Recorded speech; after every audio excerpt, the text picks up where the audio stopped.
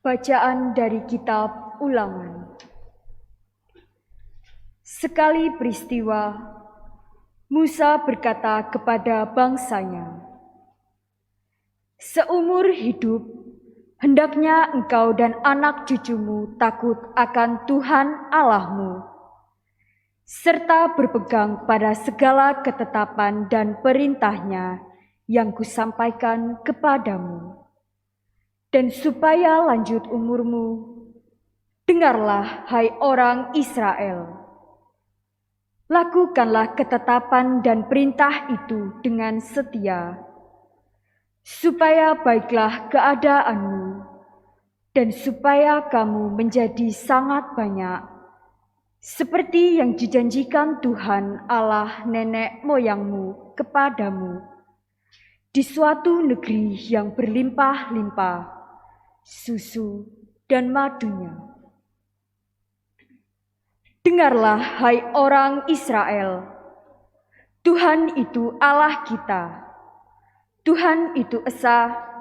Kasihilah Tuhan Allahmu dengan segenap hati, dengan segenap jiwa, dan dengan segenap kekuatanmu. Apa yang kuperintahkan kepadamu pada hari ini, haruslah engkau perhatikan."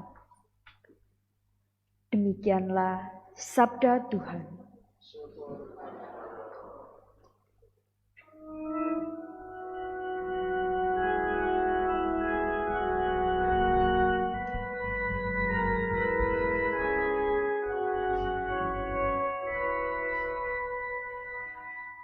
Aku mengasihi Engkau, ya Tuhan, kekuatanku.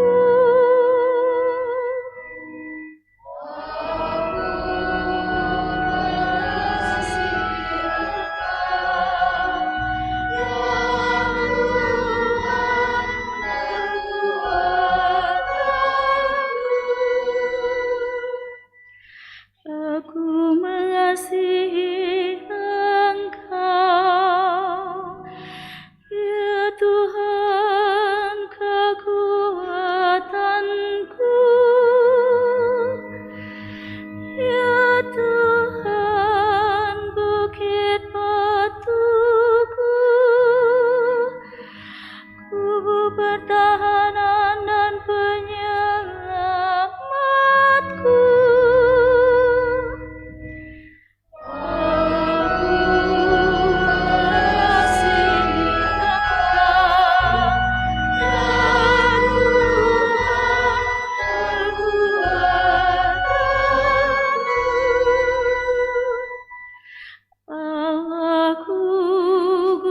Batuku, tempat aku berlindung, perisaiku, tanduk keselamatanku, kota bentengku.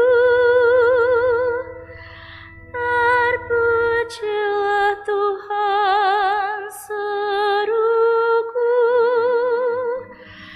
maka aku pun selamat daripada musuhku. Aku mengasihi Engkau, ya Tuhan, kekuatanku.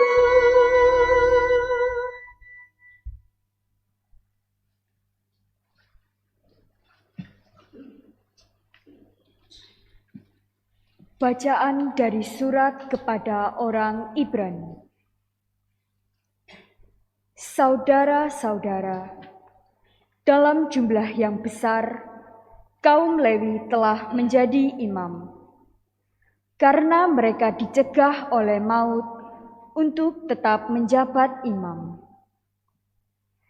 Tetapi Yesus tetap selama-lamanya, maka imamatnya tidak dapat beralih kepada orang lain.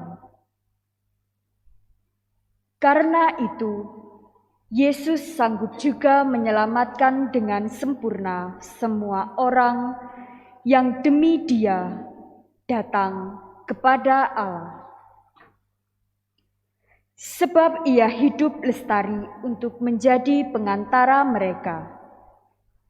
Imam agung seperti inilah yang kita perlukan, yakni saleh, tanpa salah, tanpa noda, yang telah terpisah dari orang-orang berdosa dan ditinggikan mengatasi segala langit, yang tidak seperti imam-imam besar lain yang setiap hari harus mempersembahkan kurban untuk dosanya sendiri, dan sesudah itu barulah untuk dosa umatnya. Hal itu sudah dilakukan Yesus satu kali untuk selama-lamanya, yakni ketika Ia mempersembahkan dirinya sendiri sebagai kurban. Hukum Taurat menetapkan orang-orang yang diliputi kelemahan menjadi imam agung. Tetapi sesudah hukum Taurat itu, diucapkanlah sumpah yang menetapkan anak yang sudah sempurna sampai selama-lamanya menjadi imam agung. Demikianlah sabda Tuhan. Syukur kepada Allah.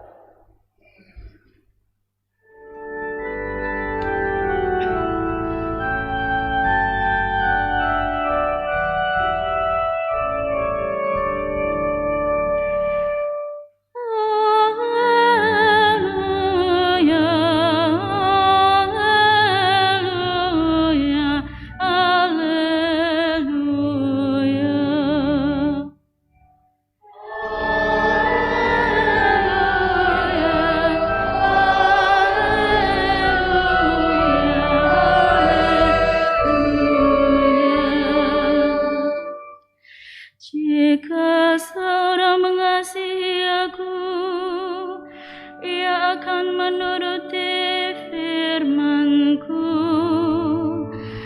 Bapa-Ku akan mengasihi dia, dan kami akan datang kepadanya.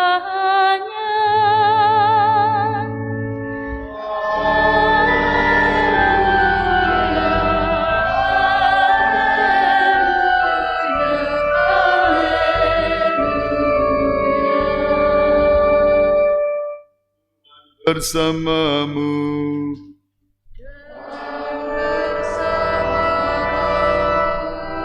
Inilah Injil suci menurut Santo Markus.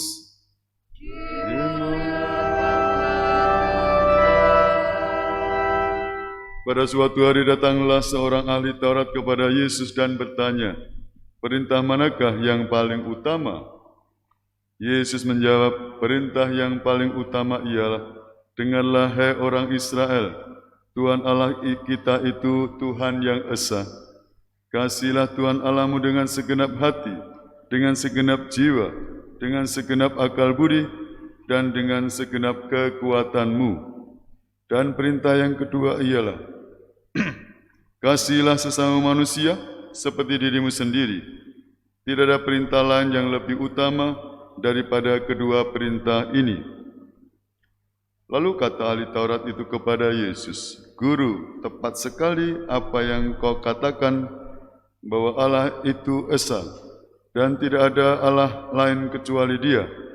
Memang mengasihi Dia dengan segenap hati, dengan segenap pengertian, dan dengan segenap kekuatan, serta mengasihi sesama manusia seperti diri sendiri, jauh lebih utama daripada semua kurban bakar dan persembahan." Yesus melihat betapa bijaksana jawab orang itu, maka Ia berkata kepadanya, "Engkau tidak jauh dari kerajaan Allah." Dan tak seorang pun masih berani menanyakan sesuatu kepada Yesus. Demikianlah sabda Tuhan. Terpujilah Kristus. Bapak, Ibu, dan saudara-saudariku seiman dalam Kristus, segenap umat Paroki Santo Yusuf Karangpilang, baik yang ada di gereja maupun yang ada di rumah, kita punya perintah yang berasal dari Allah, yang disadari oleh ahli Taurat, orang Farisi, dan juga diulang lagi oleh Yesus waktu ditanyakan mana perintah yang penting, yaitu mencintai Allah sedemikian sepenuh hati, segenap jiwa. Yang kedua, mencintai sesama seperti mencintai diri sendiri. Inilah perintah cinta kasih. Kalau kita lihat dalam hukum 10 hukum Tuhan atau 10 perintah Allah dalam 2 loh batu, ya. Musa kan waktu di Gunung Sinai mendapat 2 loh batu. Mengapa 2 loh batu? Itu ada artinya. Batu yang pertama itu menyangkut perintah kepada Tuhan. Cinta kepada Tuhan. Kalau kamu sungguh-sungguh mencintai kepada Tuhan, ingat Angger-Angger 1, 2, 3. Apa? Aku Tuhan Allahmu. Yang pertama, jangan menyembah berhala. Kalau Anda menyembah berhala itu menduakan Tuhan. Allah kita adalah Esa, satu yang harus disembah. Tidak ada dewa lain atau Allah yang lain. Agama monoteisme, ya, saudara kita tiap hari ya, tiada Tuhan selain Allah, ya, hanya Allah kita satu. Negara kita juga yakin Allah ketuhanan yang Maha Esa. Jangan menduakan, jangan menyembah berhala. Yang kedua, jangan menyembah berhala, cintailah aku lebih dari segala sesuatu. Yang kedua, apa? Jangan menyebut nama Tuhan Allahmu dengan tidak hormat. Kita harus menyembah Allah, menghormati Dia. Ya. Yang ketiga, kuduskanlah hari Tuhan. Kalau kamu ingin mencintai Allah, 3 hal ini hukumnya wajib. Ya, yaitu jangan menyembah, jangan menduakan Tuhan, lalu jangan menyebut Tuhan yang tidak hormat, lalu menguduskan hari Tuhan, hari Minggu, dan cinta kepada Tuhan. Loh yang kedua apa nih? 4, 5, 6, 7, 8, 9, 10. Ini perintah kepada sesama. Seperti dirimu sendiri. Ya. Cinta kepada sesama yang pertama, yang penting sebagai manusia apa? Kita harus menghormati orang tua. Angger-angger sekawan. Perintah keempat itu cinta kepada sesama yang utama, yaitu mencintai orang tua. Kalau anak tidak mencintai orang tua, anak durhaka. Siapa yang tidak punya orang tua? Sik mentolomen loh, ya. Cinta kepada sesama, mencintai orang tua, dan seterusnya.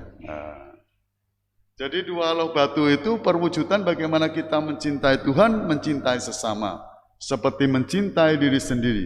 Baik kepada orang tua maupun sesama yang lain. Jangan mencuri, jangan membunuh, jangan bersaksi dusta, jangan itu ya. Larangan-larangan itu. Kalau kamu mencintai sesama, ya taatlah hukum Tuhan ini. Itu bisa diringkas cinta kepada Tuhan, cinta kepada sesama seperti mencintai diri sendiri. Pembaharuan yang disampaikan oleh Yesus, perintah cinta, 2 perintah cinta ini tak terpisahkan. Ya, hendaknya kita mencintai Allah sedemikian seperti kita mencintai sesama, seperti mencintai diri sendiri. 3 dimensi itu menjadi satu penghayatan hidup iman. Justru kalau kamu sungguh-sungguh mencintai Tuhan, aplikasinya harus mencintai sesama, orang tua, teman, sahabat. Omong kosong aku mencintai Tuhan, Tuhan engkau ku sembah kau ya Allahku, ku tinggikan namamu selalu, dan seterusnya ya. Tapi sementara kaki kita menindas, kaki kita menendang, kaki kita tidak mengasihi teman kita. Ya, peribadatan kita terpecah, cinta kepada Tuhan sedemikian, lalu mengabaikan cinta kepada sesama, sepak kiri, sepak kanan. Ya, itu belum, ibadahnya tidak tulus, ya, tidak sepenuh hati, segenap jiwa. Saya rajin ke gereja, beribadah, tapi ya saya menindas orang lain. Saya di rumah isinya marah-marah. Suami terhadap istri, istri terhadap suami, orang tua terhadap anak, anak juga tidak menghormati orang tua. Ke gereja untuk pelarian. Loh, Romo kok tahu? Romo menyinggung saya ya. Baik, kalau begitu ya bertobatlah. Loh ya. Nanti Romo khotbah loh. Romo kok? Loh ya kalau Anda begitu ya harus bertobat. Ya. Jadi sungguh-sungguh kalau dia beribadah nanti pulang dengan kegembiraan, pulang dengan semangat baru. Oh ya, saya akan cintaku kepada Tuhan dalam peribadahan tadi, saya wujud nyatakan dengan perjumpaan dengan sesama. Senin, Selasa, Rabu, Kamis di kantor, saya juga akan mewujudkan perintah cinta yang dikhotbahkan Romo tadi, juga di dalam pekerjaan sehari-hari. Dengan penuh kegembiraan. Ya. Seorang ibu ya semangat di gereja, maaf mungkin ikut paduan suara, tetapi di rumah muka bengkok, marah-marah. Loh, ada dulu saya punya seorang istri, seorang guru di Seminari Garum. Sedemikian senang, ya kumpul-kumpul dengan arisan juga senang. Lalu di rumah juga melayani suami. Bu, kok gembira, tipnya apa? Romo saya kalau masak ya nyanyi. Dulu bapak kami Filipina populer ya. Saya masak dengan anak suami nyanyi. Bapak kami di dalam surga. Loh, ikut paduan suara, masak ya nyanyi. Bapak kami di dalam surga. Boleh enggak itu? Boleh, semangat. Anak senang kami ya. Wah, memasak. Masakannya enak, dibumbui dengan sebagai seorang istri, sebagai seorang suami juga bisa buat sesuatu. Saya bertemu dengan seorang ketua lingkungan ya, dia memang di luar kota tapi Sabtu Minggu luar kota, harian luar kota, tapi Sabtu Minggu pulang saya menjadi ketua lingkungan. Saya pakai strategi Romo. Yang penting itu seksi kematian dan seksi kematian siap Romo. Yang lain bisa dihandle dengan contoh dia ya. Melayani dengan kegembiraan, tanggung jawab di dalam pekerjaan, tanggung jawab juga kepada umat, lebih-lebih yang penting menurut dia. Saya setuju aja ya, kadang-kala kan yang tidak bisa ditunda itu kematian. Seorang ketua lingkungan berusaha juga beberapa hari yang lalu saya ditelepon malam-malam, Romo gimana Romo? Karena sudah saya beritahu kalau ada perminyakan jangan tunda-tunda. Kadang-kala tuh saya, Romo bisa perminyakan ini hari Kamis ya, besok Minggu Romo ya. Romo bisa Romo apakah bisa di stasi saya? Loh, saya tahu. Itu mintanya perminyakan itu kapan? Ya pas kalau Romo di sana diberi perminyakan, ojo mbok semayani, ya toh? Kalau minta sekarang pun saya berangkat. Nah, suatu saat ini ketua lingkungan yang lain, ya telepon saya, gimana Romo? Bisa perminyakan malam ini? Di mana? Rumah sakit. Loh, kalau rumah sakit ya bagaimana kita atur? Rumah sakit mana? Oh, di Dr. Sutomo Romo. Oh itu ada Kristus Raja, tak telepon Romo Kristus Raja, entek kontak dan berjalan dengan baik. Tapi juga protokol ya, cek harus negatif. Tidak, kalau positif, no. Kalau di rumah bagaimana? Sama, protokol juga harus tetapi ya harus negatif. Dan saya siap untuk melayani. Dan dia komunikasi terus ya. Sampai akhirnya walaupun sudah terpaksa tidak ditolong, sudah diberi minyak dan meninggal, kontak lagi. Gimana Romo? Ini, siap kami akan melayani. Jadi bagaimana sebagai seorang ketua lingkungan tanggung jawab menghubungkan dengan pastor yang melayani sedemikian sepenuh hati, sepenuh jiwa. Bapak Ibu dan saudara-saudariku semuanya dalam Kristus, masing-masing kita diundang untuk menghayati cinta kepada Tuhan, cinta kepada sesama dalam praktek hidup sehari-hari. Entah sebagai ketua lingkungan, sebagai suami, istri, orang tua, anak-anak, diwujud nyatakan semoga kita kedapatan melaksanakan dengan penuh kegembiraan. Ya.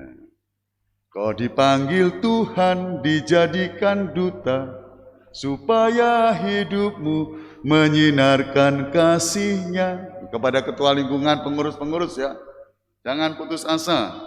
Kadang-kala menghadapi umat yang beraneka ya.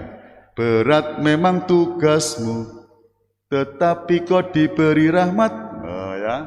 Kau dipanggil Tuhan, dijadikan duta, supaya hidupmu menyinarkan kasih-Nya. Anda dalam pekerjaan Anda juga menghayati cinta kepada Tuhan, diwujud nyatakan dengan pelayanan kepada sesama. Semoga dipraktekkan dalam realitas hidup sehari-hari. Berkatalah menyertai kita semua. Amin.